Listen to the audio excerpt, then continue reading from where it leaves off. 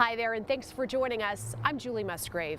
You might be familiar with the term valley fever. Maybe you've experienced the symptoms: fever, cough, headache. For most people, those symptoms are mild, but for some, they can cause major problems. For one Fresno man, it almost took his life. Shortness of breath. I was sweating and I was shaking and I was feeling a little hot and cold. And from that instant, I knew that something was wrong.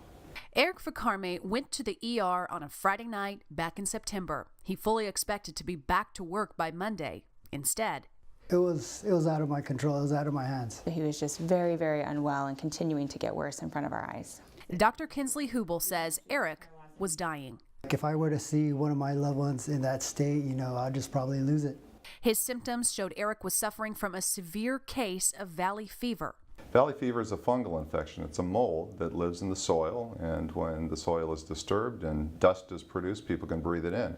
While it's common in the Central Valley, very few people actually know they have it because it's typically mild, but it can be fatal. In Eric's case, the spores germinated in his body and caused pneumonia. This is the most severe valley fever case that I have personally taken care of. The team at Community Regional Medical Center needed to act quickly. They decided to put Eric on something known as ECMO, a type of life support that takes over function of the heart and lungs. So it's rare that we would put somebody with valley fever on ECMO.